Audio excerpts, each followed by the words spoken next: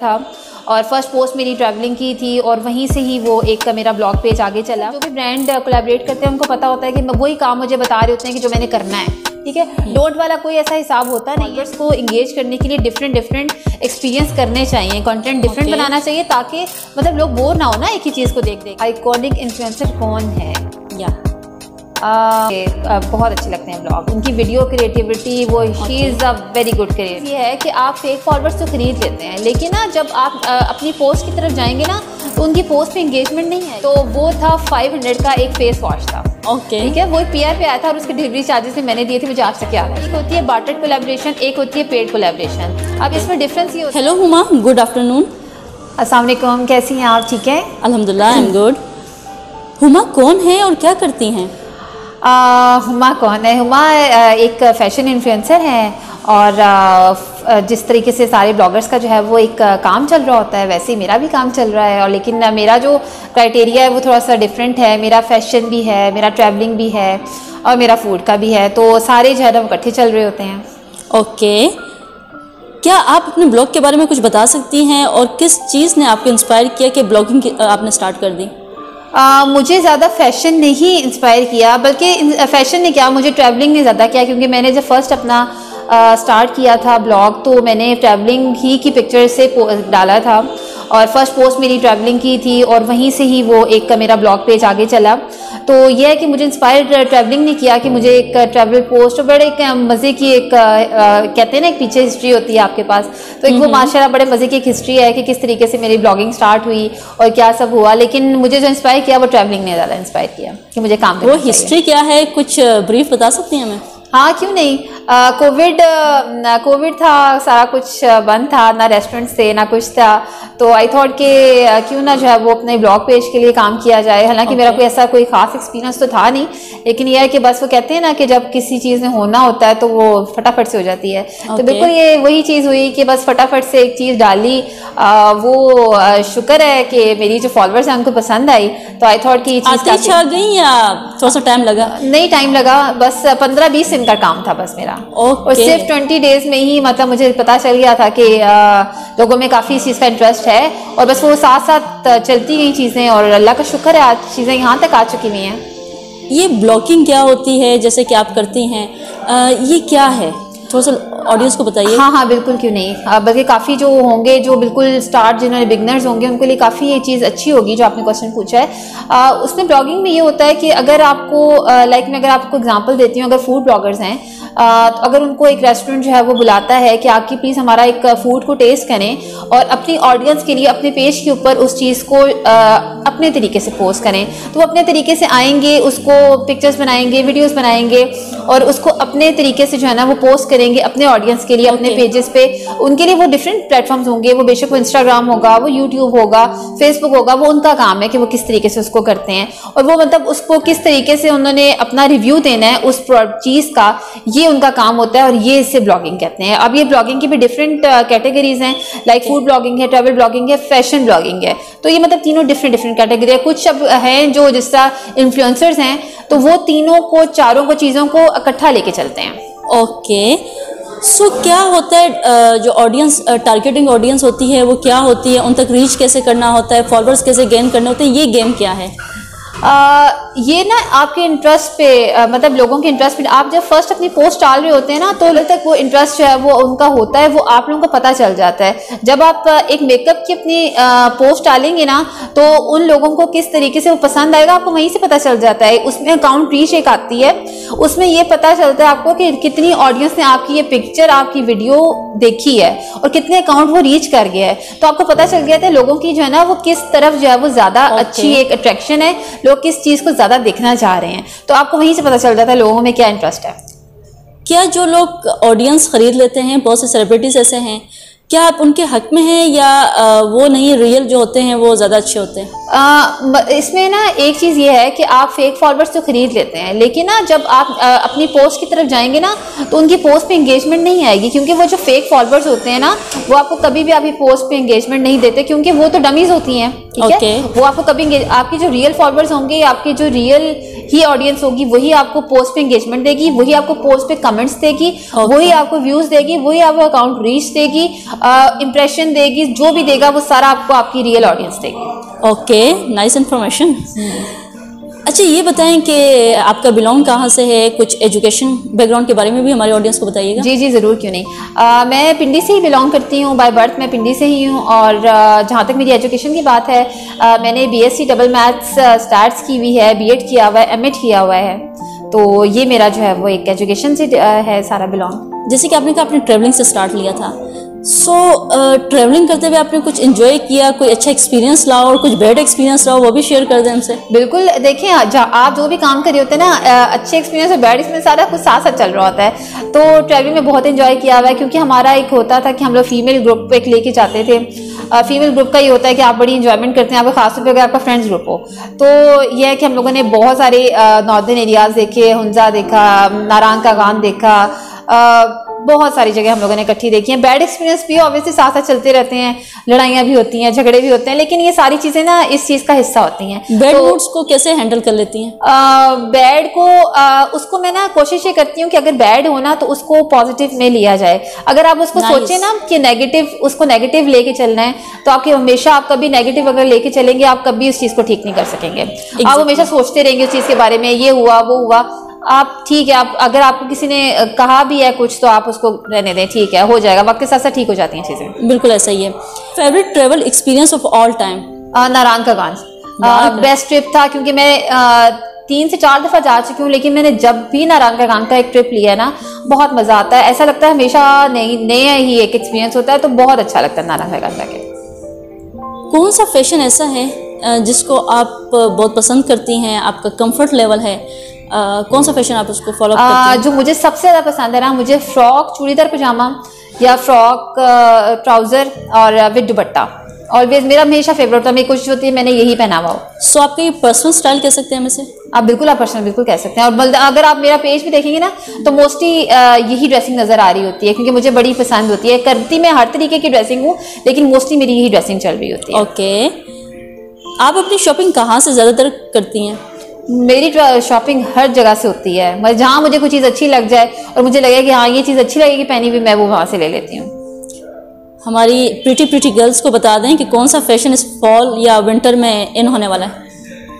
Winter वैसे अगर तो मतलब जो लड़कियां ऑब्वियसली कॉलेज गोइंग लड़कियां होती है तो उनके लिए तो वही होता है कि आप जीन्स ले लें, जीन्स के साथ आप टी-शर्ट ले लें, ऊपर एक कोट ले लें, स्कार्फ ले लें, और वो बहुत स्मार्ट एक लगता है। बिल्कुल। तो वो एक अच्छा रहता है आपके लिए पहनने में।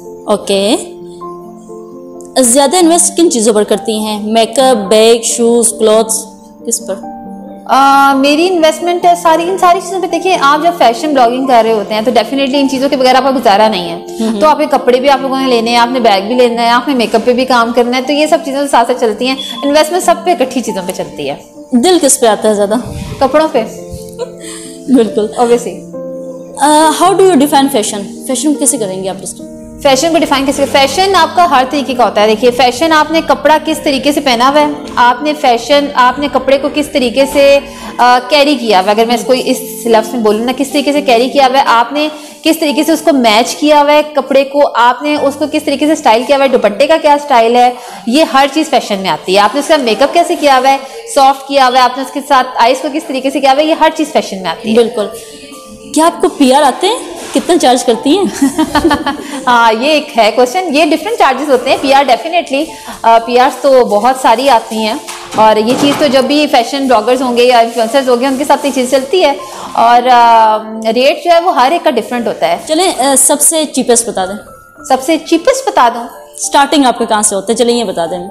स्टार्टिंग में आपको बताऊंगी तो आप हंसेंगी कि स्टार्टिंग कैसी हुई थी। स्टार्टिंग मेरी जब मैंने फर्स्ट PR ली थी तो वो था 500 का एक फेस वॉश था। ओके, ठीक है, वो एक PR पे आया था और उसके डिलीवरी चार्जेस भी मैंने दिए थे, मुझे आज तक याद है उसका। Okay. तो वो ये था, वो सबसे चीपेस्ट था। लेकिन ऑब्वियसली आप जब जिंदगी में कुछ करने वाले होते हैं ना तो आपको बहुत कुछ ऊपर लेके चलना पड़ता है। तो वो हमेशा मुझे याद रहता है कि वो एक फेस वॉश मेरे पास आया था, मैंने उसका रिव्यू किया था, और उसके बाद मेरी ब्लॉगिंग स्टार्ट हुई, और now I am a fashion influencer.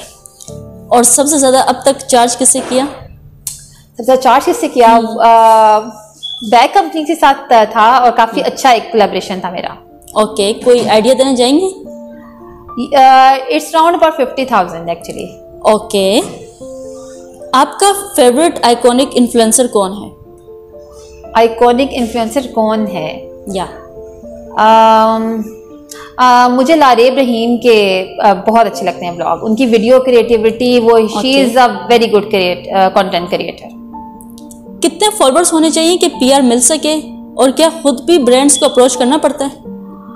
Brand को अप्रोच करना पड़ता है बिल्कुल, एक ईमेल के थ्रू करना पड़ता है, बहुत लंबी नहीं, लेकिन यह है कि ऑब्वियसली जब आप काम स्टार्ट कर रहे होते हैं, खासतौर पे ऐसा नहीं है, जब आप काम स्टार्ट कर रहे होते हैं तो डेफिनेटली आपको अप्रोच करना पड़ता है। लेकिन ये है कि जब आपके 50,000 से अपने जो क्रॉस कर जाते हैं ना फॉलोअर्स, तो फिर आपको ब्रांड खुद ब खुद कांटेक्ट करना शुरू कर देते हैं। वो फिर आपसे खुद पूछते हैं कि अगर हम पीआर भेजें, लेकिन वो ये होता है कि स्टार्ट में कुछ इस तरीके से होता है कि ब्रांड वाले ये कहते हैं हमारी पेड कोलैबोरेशन नहीं है, हम लोग भी बार्टर कोलैब, क्योंकि ये भी एक डिफरेंस होता है, मैं आपको यहाँ पे भी एक डिफरेंस बता देती हूँ। एक होती है बार्टर कोलैबोरेशन, एक होती है पेड कोलैबोरेशन। अब इसमें डिफरेंस ये होता है कि बार्टर कोलैबोरेशन में ऐसा होता है कि जब एक ब्रांड आपके साथ कॉन्टैक्ट कर रहा होता है ना, तो वो आपको ये बोलता है कि हम लोग आपको अपना प्रोडक्ट भेजेंगे, आपने सिर्फ उसका रिव्यू करना है और अपने पेज पे डालना है। This is barter collaboration. जब इसी के बीच में आपके पास पैसे बीच में आ जाते हैं ना, तो it is called paid collaboration. फिर होता है प्रोडक्ट भी आता है, आपको पैसे भी पे करते हैं और आपने रिव्यू भी देना होता है। Very nice. चले, फॉलोअर्स भी मिल गए, मगर मसला ये है कि इनको कैसे एंगेज रखें कि ड्रॉप ना हो। हाँ, ये फिर अब ये आपके कंटेंट पे डिपेंड करता है ना, और आपको अपनी अकाउंट रीच को देखना पड़ता है कि कितने आपकी जो ऑडियंस है आपके कंटेंट को देख रही है। आपको जब पता चल जाएगा ना कि मेरी ऑडियंस ये चीज़ देखना चाह रही है, आपको बिल्कुल सेम उसी तरीके से लेके अपने कंटेंट को बनाना चाहिए। हाँ, लेकिन ये है कि आप 3 से 4 दफ़ा अपना सेम कंटेंट बना सकते हैं, लेकिन आपको अपने फॉलोअर्स को इंगेज करने के लिए डिफरेंट एक्सपीरियंस करने चाहिए, कंटेंट डिफरेंट बनाना चाहिए, ताकि मतलब लोग बोर ना हो ना एक ही चीज़ को देख देख के। लोग कहें कि हाँ डिफरेंट चीज़ें चल रही हैं इनके पेज पे, तो वो इस तरीके से आप जो है ना, आप स्टोरी जरूर डालें अपने पेज पे। अपनी पोस्ट आप दिन में तकरीबन, दिन में तो नहीं, मतलब डेली बेसिस पे अपनी एक पोस्ट डालें लोगों को एंगेज करने के लिए। स्टोरी आपकी हमेशा चलती रहनी चाहिए, आप डेली स्टोरी पोस्ट करें, कुछ ना कुछ जरूर पोस्ट करते रहें, आपकी ऑडियंस एंगेज रहेगी आपके साथ। ओके, सबसे बड़ा चैलेंज एक ब्लॉगर के लिए क्या होता है? अपने जो ब्रांड है ना उसको सेटिस्फाई करना, अपने जो फॉलोअर्स हैं उनको सेटिस्फाई करना, लोग किस तरीके से उसको, क्योंकि आपको क्रिटिसिज्म भी उतना ही मिल रहा होता है। ये नहीं है कि आपको सारे तारीफ ही कर रहे होते हैं, लेकिन डेफिनेटली क्रिटिसिज्म मिल रहा होता है कि आपने इस तरीके से किया, आपने इस तरीके से, आपको हर चीज़ को देखना पड़ता है। हाँ, ब्रांड को ये होता है, कुछ होते हैं ब्रांड्स वो बहुत क्रिटिसिज्म कर रहे होते हैं, ये वीडियो इस तरीके से होनी चाहिए थी, ये इस तरीके से होनी चाहिए थी, ऑब्वियसली फिर सबको आपको साथ लेके चलना पड़ता है, खुश भी रखना पड़ता है, काम भी करना पड़ता है, तो ये सब चीज़ें चलती हैं। क्या आप समझती हैं कि सिंप्लिसिटी भी एक फैशन है? Obviously yes.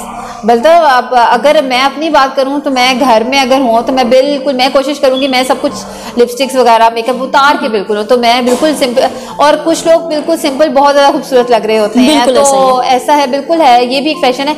उसको भी आपने किस तरीके से कैरी किया हुआ सिंपलिसिटी का, वो भी एक फैशन ही है आपके लिए। बिल्कुल।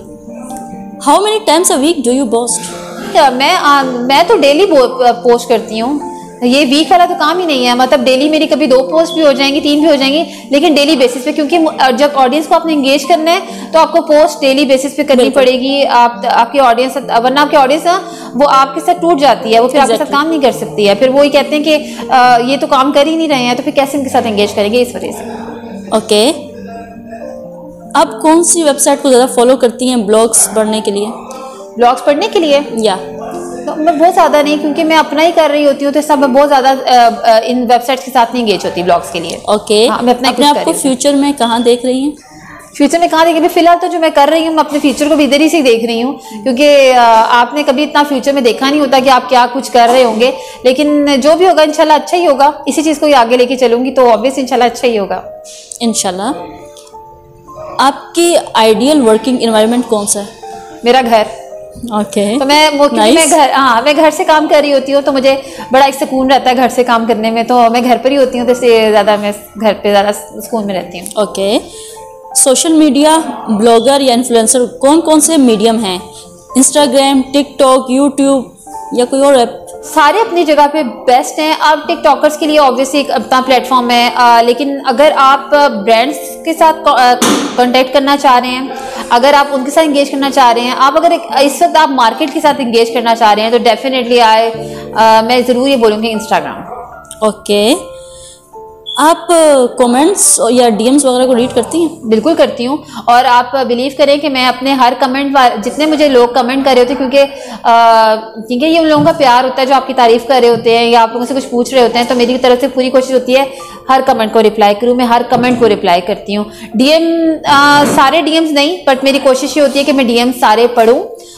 सबको रिप्लाई नहीं कर सकती, उसका रीज़न ये होता है कि कुछ डीएम्स ऐसे होते हैं जो मैं रिप्लाई नहीं करना चाहती, लेकिन यह है कि हाँ, अगर किसी को मेरी हेल्प चाहिए तो मैं पूरी कोशिश करती हूँ कि मैं उनको एक रिप्लाई कर दूँ, मैसेज कर दूँ, तो मुझे कोई इतना इशू नहीं होता कि मैं डीएम्स को रिप्लाई ना करूँ। ऑलराइट, आपके ब्लॉगिंग में डू और डोंट्स क्या हैं?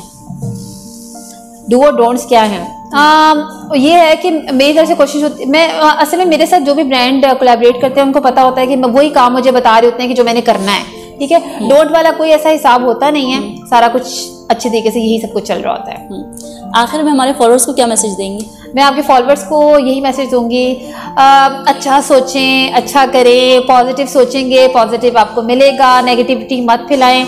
कोशिश करें कि आप, अगर आपके कोई जो है वो चाह रहा है कि आप उसकी हेल्प कर सकें तो ज़रूर उसकी हेल्प करें। मत ये सोचें कि आपसे कोई आगे निकल जाएगा, जितनी आप कोशिश कर सकते हैं आप वहाँ से उतना काम करें। तो मेरी बिल्कुल यही आपके सबके साथ रहेगी।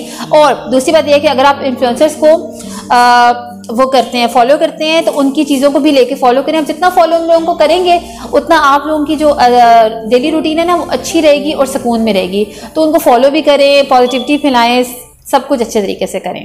हमें गुड बाय कैसे कहेंगी? गुड बाय कैसे कहूँगी? गुड बाय मैं आपको ऐसे कहूँगी, thank you so much guys. और सबसे पहले इनका बहुत शुक्रिया जो मेरा इतना अच्छा इन्होंने मेरा एक इंटरव्यू लिया है। सो और आप जितने ऑडियंस इस वक्त देख रही है इनकी, उन सबको मेरी तरफ अल्लाह हाफिज़। अल्लाह हाफिज़। अल्लाह हाफिज़।